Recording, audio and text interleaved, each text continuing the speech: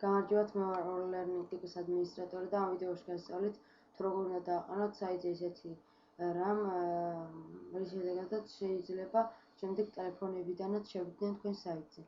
შევდივართ საიტის სამართალ პანელში, შემდეგ Page Editor და აქ ვაწვდით Common Settings, აი მესამეს.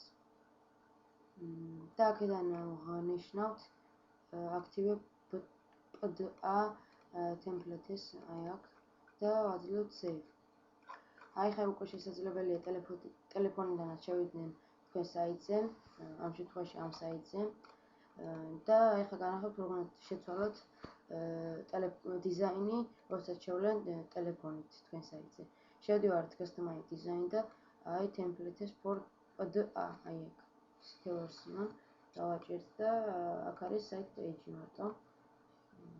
შემდეგ ვაძლევთ Visual Automate Editor და აქედან რასაც გინდა იმას შესრულთ, მაგალითად აქ იქნება მისაღებნება, ანუ main page, აქ იქნება my site და თუ გინდა როგორც გინდათ ისე შეცვლით და თუ გინდათ წაშლით საიტის მენიუს, ან შესვლის ფორმას, ან ისეთ რაღაცებს, რაც არ სჭირდება საიტს, როდესაც შედიხართ ტელეფონით. ამ ოპერაციებს როცა დავამთავრებთ, ვაძლევთ Save და უკვე ყველაფერი შენახული იქნება. ეს ვიდეო კურსი ამ დამთავრებულია, თუ რაიმე კითხვა გქონდათ, მოგწერათ საიტზე.